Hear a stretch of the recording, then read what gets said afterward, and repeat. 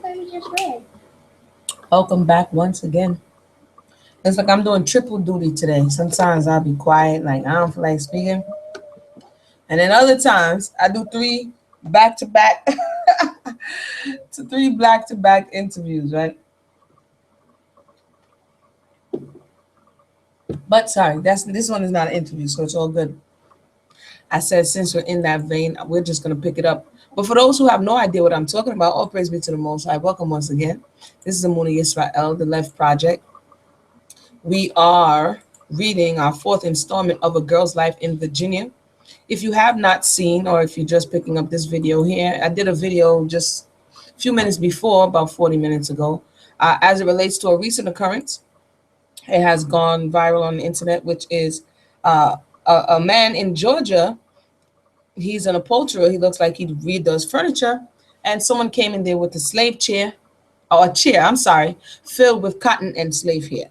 And so I actually did a video. If you missed the video, you can check that out. It's up now concerning that, as well as, I got to put the link in it for the video as well. Once you see it, feel free to share, have a discussion, and what your thoughts on. We're reading some of this and this that what we're reading here. Even the Tita is telling us the importance of all of their fineries and niceties and how they preserve them within their family. So this particular article in 2016, the owners are said to want it preserved in the same way, meaning they want the hair of the slaved individuals to remain in the upholstered article.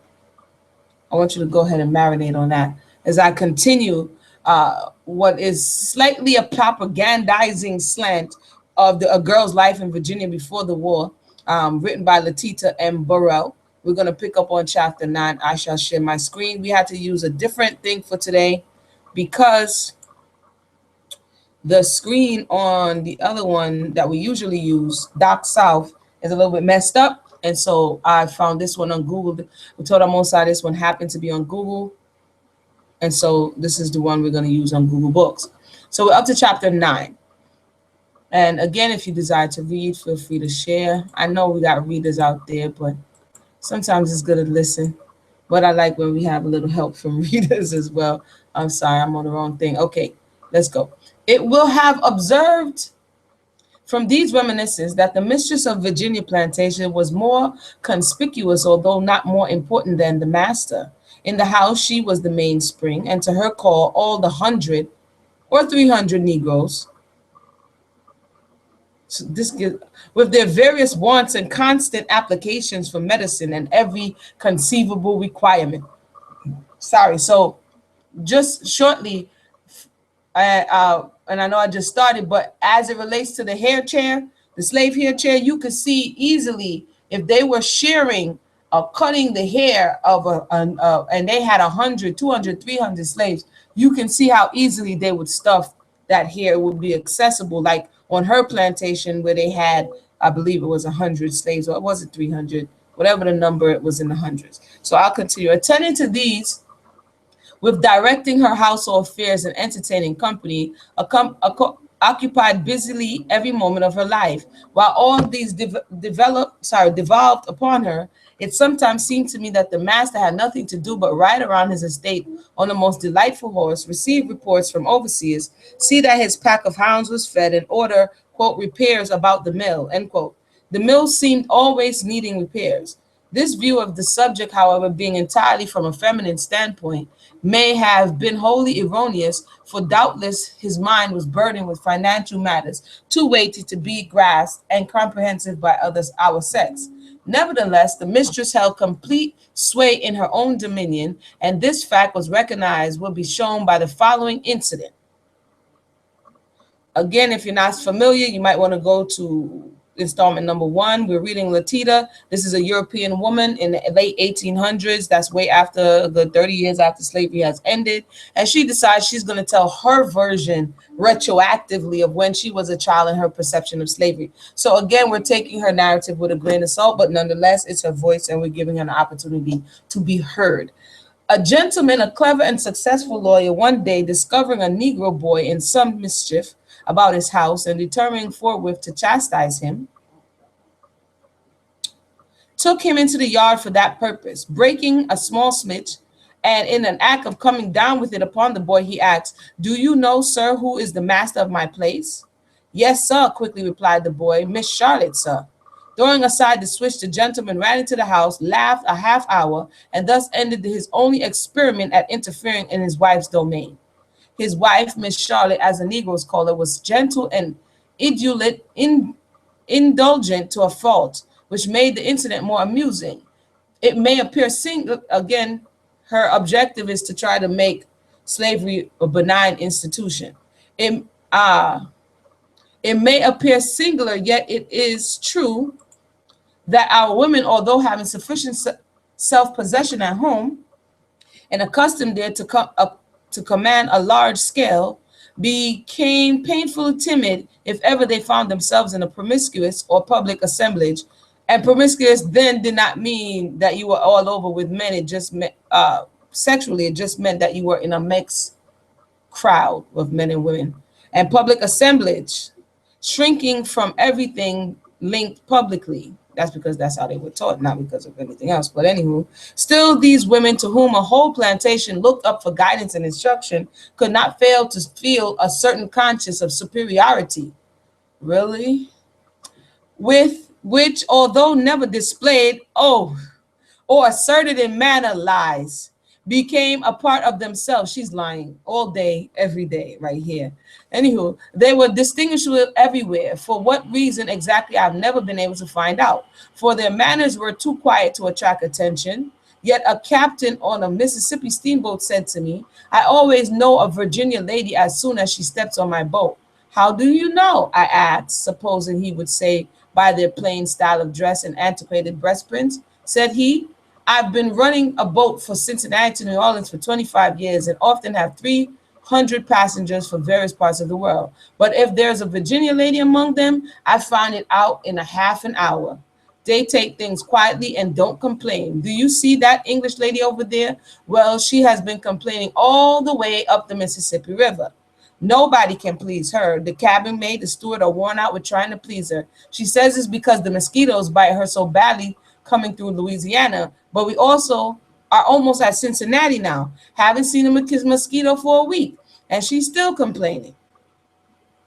Then he continued, "The Virginia ladies look as if they could not push about for themselves, and for this reason I always feel like giving them more attention than the other passengers.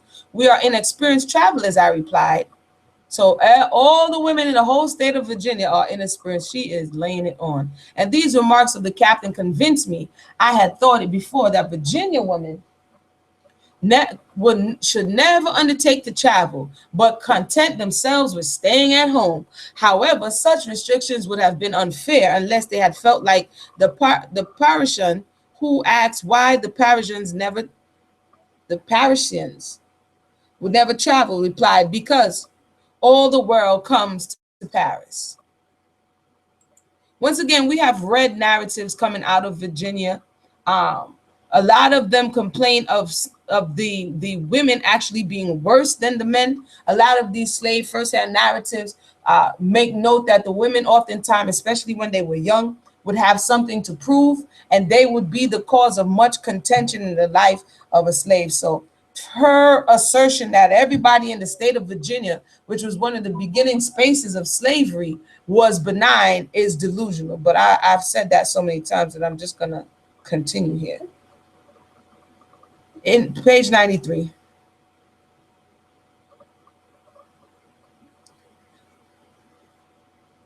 All right. Indeed, a Virginian had an opportunity for seeing much choice society at home, for our watering places attracted the best people from other states who often visited us at our houses. On the Mississippi boat to which I alluded, it was remarked that the Negro servants paid the Southerners most constant and differential attention than the passengers from non-slaveholding states. Although some of the latter were very agreeable and intelligent, and conversed with the Negroes on terms of easy familiarity, showing that I had often observed that the Negro respects and admires those who make a social distinction more than those who make none. Now she's, okay, 94, chapter 10. I'll have to take a swig right here.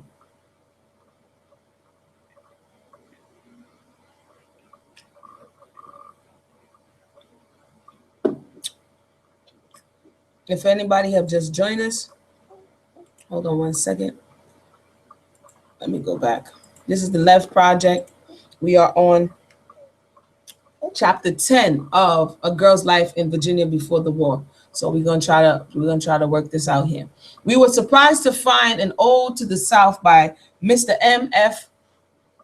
Tupper, the following stanza. Yes, it is slander to say you oppress them. Does a man squander the prize of his pelf? Was it not often that he who possessed them rather was owned by his servants himself? This was true, but it was known in the outside world. We thought impossible when all the newspapers and book accounts represented us as a miserable sinners from whom there was no hope here or hereafter, and called upon all nations, Christian and civilized, to revile, persecute, and exterminate us. Such representations, however, differed so widely from the facts around us that when we heard them, they failed to produce a very serious impression. Exclamation, how little those people know about us. Again, the country was really split between North and South. It was like two different countries. And again, there was one newspaper, skips my mind. It's not the Observer. There was the Liberator, and it was anti-slavery newspaper. And so what she's talking about, that there was a push, there was a campaign coming from the North, coming from abolitionists, even in Europe as well as America, that took these narratives and took the accounts to show people that slavery needed to be abolished. The Southerners, a lot of them were upset about this. They felt like people were spying out their quote liberties and trying to take away from them their affluence and their right to servitude. Although, and so to counteract, this is what this whole book is. It is a counteraction of what she feels is an unjust. But I don't think that the slave owner, which would be the oppressor, would be the right person to really give you the fullness of the narrative. They can give you their perspective, but should we take their whole word for it? Let's continue. 95. We had not the vanity to think that the European nations cared or thought about us. And if the Americans believed these accounts, they defamed the memory of one held up by them as a model of Christian virtue, George Washington, for real. A Virginia slave owner whose kindness to his, quote, people, as he called his slaves, entitled him to as much honor as did his deeds of prowess. Right. But to return to the last lines of the stanza, was it not often that he who possessed them rather was owned by his servants himself? I am reminded of some of who were actually held in such bondage, especially an old gentleman who, together with his whole plantation, was literally possessed by his slaves. And this is a classic move right here. The oppressor now flips the script, and for you to actually feel sorry for them, because they now become the person who they feel is being oppressed. This is what she's doing. This gentleman, and she names him as William M. Radford of Greenfield, Boltitort County, was a widower, and no lady presided over his house. His figure was of medium height and very corpulent. His features were regular and handsome. His eyes were soft brown, almost black, and his hair was slightly gray.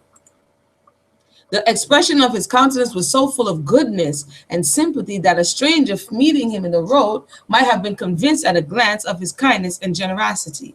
He was never very particular about his dress, yet never appeared shabby. Although a graduate in law at the university, an ample fortune made it unnecessary for him to practice his profession. Still, his taste for literature made him a constant reader, and his conversation was instructive and agreeable. His house was old and rambling, and I was going to say his servants kept the keys, but I remember there was no keys about the establishment. Even the front door had no lock upon it.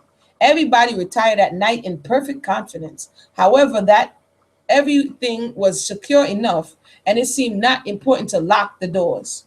The Negro servants who managed the house was very efficient, excelling especially in culinary department and serving up dinners which were marvels. The superabundance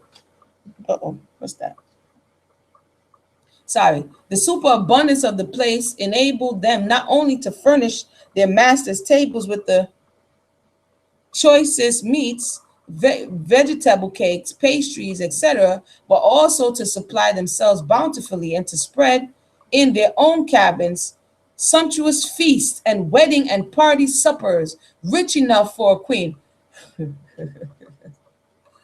So now she's even going to say that this man, the slaves were feasting.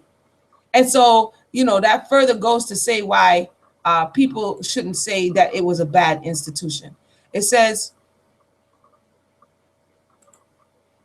she goes on to say, to this master did not object, for he told them if they would supply his table always with an abundance of best bread, meats, creams, and butters, he cared not what became of the rest.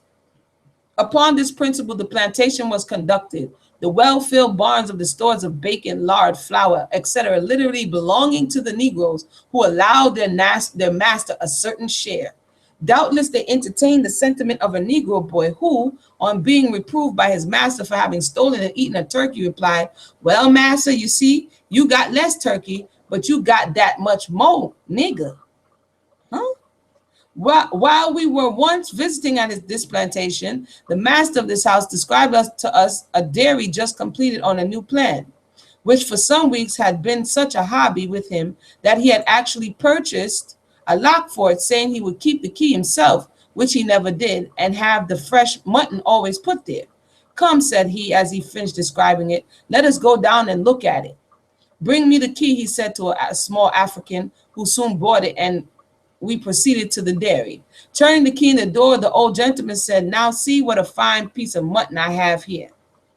But on entering and looking around, no mutton was to be seen, and instead thereof were buckets of custard, cream, and blancmange, whatever that is. The old gentleman, greatly disconcerted, called to one of the servants, "Florinda, where is my mutton that I put here this morning?" So this supposedly is the gentleman she's describing, and he's hollering, "Where's my mutton?" This is funny. On another occasion, we were on one evening sitting with this gentleman in his front porch, and then a poor woman from the neighboring village came in the yard and stopped before the door, said to him, "Mr. Radford, I came to tell you that my cow you gave me has died." "What did you say, my good woman?" asked Mr. Radford, who was quite deaf. The woman repeated in a louder voice, "The cow you gave me has died, and she died because I didn't have anything to feed her with." Turned to us, his countenance full of compassion, he said, "I ought to have thought about that and should have sent the food for her cow." Then speaking to the woman, "Well, my good woman, I will give you another cow tomorrow and send you plenty of provisions for her." And the following day he fulfilled his promise. Right. Another incident occurs to me showing the generous heart of this truly good man. One day on the Virginia and Tennessee train, observing a gentleman and lady in much trouble, he ventured to inquire of them the cause, and was informed that they had lost all their money and their railroad ticket at the last station. He asked the gentleman where he lived and on what side he was during the war.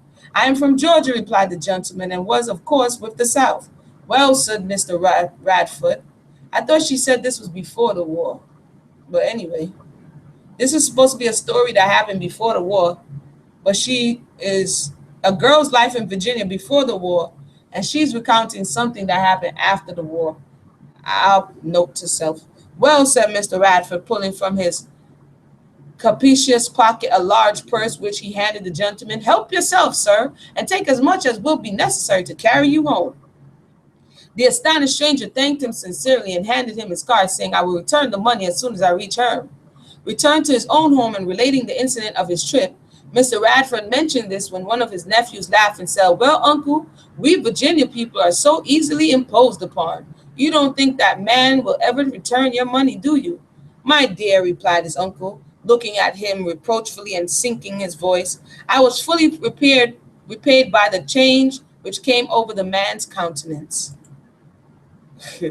It is due to the Georgian to add that on reaching home, he returned the money with a letter of thanks. Inside of the hospitable home of Mr. Radford was another, equally attractive, owned by his brother-in-law, Mr. Bower. These places had the same name, Greenfield, the property having descended to two sisters, the wives of these gentlemen. They may have been called twin establishments, as one was almost a facsimile of the other. At, bo- at both were found the same hospitality, the same polished floors, the same style of loaf bread and velvet roll, the only difference between the two being that Mr. Bauer kept his doors locked at night, observed more systems, and kept his buggies and carriages in better repair. These gentlemen were also perfectly congenial. Both had graduated in law, read the same books, were members of the same church, knew the same people, liked and disliked the same people, held the same political opinions, enjoyed the same old Scotch songs, repeated the same old English poetry, smoked the same kind of tobacco, in the same kind of pipes, abhorred alike intoxicating drinks, and deplored the increase of bar rooms and drunkenness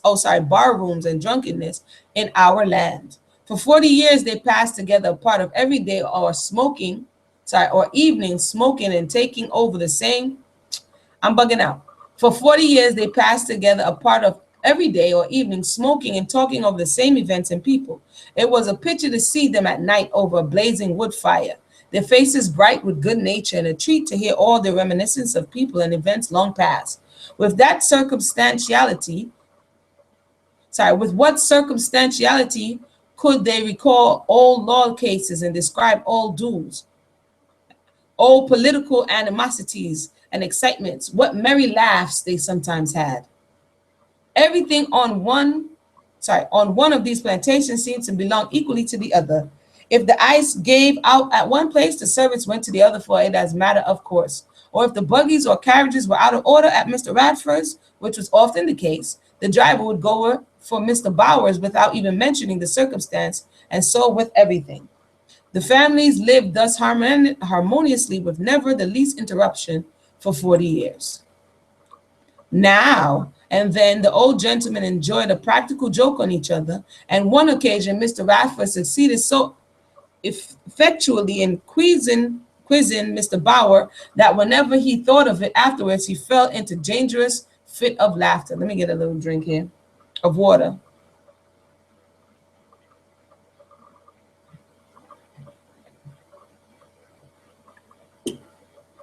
Woo.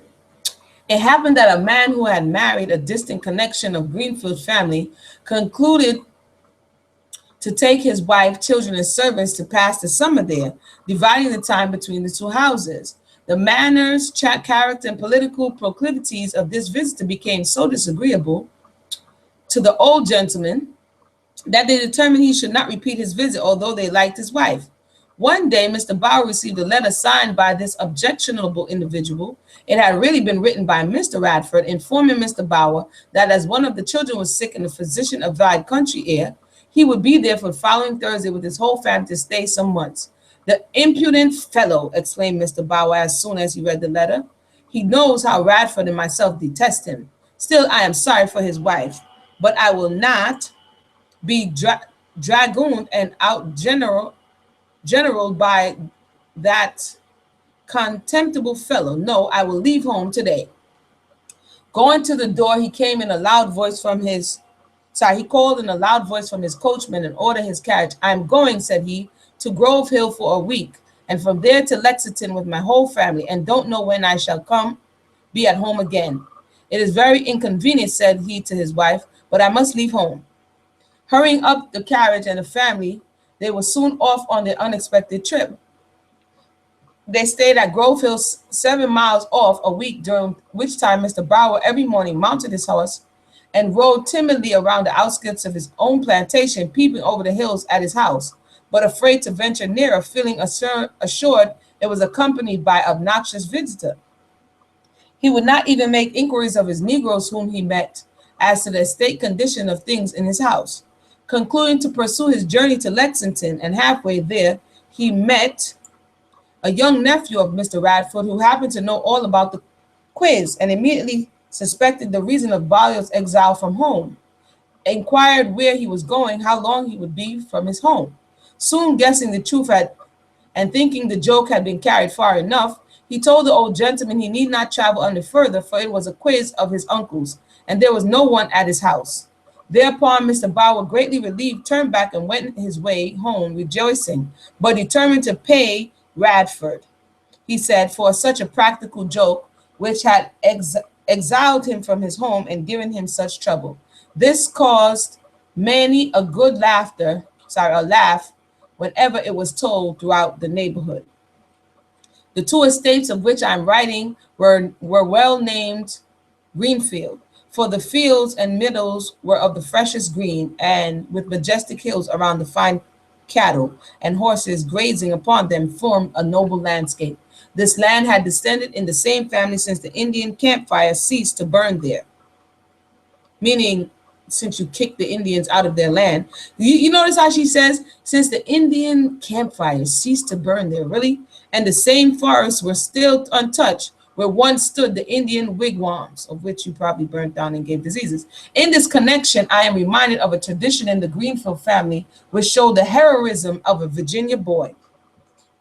The first white proprietor of this place, the great-grandfather of the present owners, had also a large estate in Montgomery County called Smithfield, where his family lived, and where was a fort from the protection of the whites when attacked by Indians. You hear now? When she's speaking of how the Europeans displaced Indians, she puts it in this ambiguous way of, oh, the Indians used to be here. When the Indians fight back for the land they were displaced on, it's when the Indians attacked white people. Once while the owners was at Greenfield Place, the Indians surrounded Smithfield, and the white women and children took refuge in the fort while the men prepared for battle. They wanted the proprietor of Smithfield to help them fight and take command, for he was a brave man, but they could not spare a man to carry him the news. So they concluded to send one of his young sons, a lad 13 years old, who did not hesitate, but mounting a fleet horse, set off after dark and rode all night through dense forests filled with hostile Indians. Reaching Greenfield, a distance of 40 miles next morning, he soon returned with his father, and the Indians were repulsed. And I, she says, always thought that boy was courageous enough for his name to live in history. The Indians afterward told how the whole day before the fight, several of their chiefs had been concealed near the Smithfield house under a large haystack upon which the white children had been sliding and playing all day, little suspecting the gleaming tomahawk and savage men beneath. From the Greenfield estate in Botertort and the one adjacent went the ancestors of the Prestons and Breckinridges, who made these names distinguished in South Carolina and Kentucky, and on this place are the graves of the first Breckinridges who arrived in this country. All who visited at the homesteads just described retain ever after a recollection of perfectly cooked meats, breads, etc., seen upon the tables at both houses, there being at each place 5 or 6 Negro cooks who had been taught by their mistress the highest style of the culinary art. Right.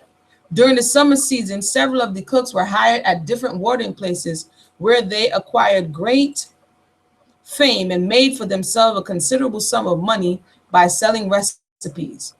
A lady of Greenfield family who married and went to Georgia told me she had often tried to make velvet rolls like those she had been accustomed to see at her own home, but never succeeded. Her mother and aunt who taught these cooks having died many years before, she had to apply to the Negroes for information on such subjects, and they said she would never show her the right way to make them. Finally, while visiting at a house in Georgia, this lady was surprised to see velvet rolls exactly like those at home. Where did you get the recipe? She soon asked the lady of the house, who replied, I bought it from an old Aunt Rose, a colored cook at the Virginia Springs, and paid her $5. One of her own cooks and my mother's recipe, exclaimed the other, and I had to come all the way to Georgia to get it, for Aunt Rose never would show me exactly how to make them. I'm going to stop there. We read 1 hour, about an hour. We're going to pick up on chapter 11, because I've had a full day. We're going to go ahead and pick up on chapter 11 as it relates to a girl's life in Virginia. Once again, get what you can get from the story. If you want to read it at your own pace and share your thoughts, you can do that as well. It's giving me much more insight as I am seeking information on my own journey and understanding. So once again, if you missed any of the earlier episodes, feel free to check those out. We're on episode 96, 10 more episodes, and we have made 100 installments of the LEV project. Go figure that. So, you know, we're going to have a little LED project celebration. Hopefully by the 100th, I'll be finished this one. And we can then jump into Olada Equiano and that story after we finish this one. So once again, thank everybody for tuning in. My name is Amuna Yisrael. You can check out the books, the links, Amazon, Angry Black Woman Syndrome. You visited My Brother, My Keeper, which is a book that I co-wrote with my daughter Shiloh, and Solonomics, which is coming out. You can check me out at emunayisrael.net, and definitely keep up lookout for other things that are coming down the pipe shortly. So until next time, continue to be blessed. Be the change that you desire to see in the world. One.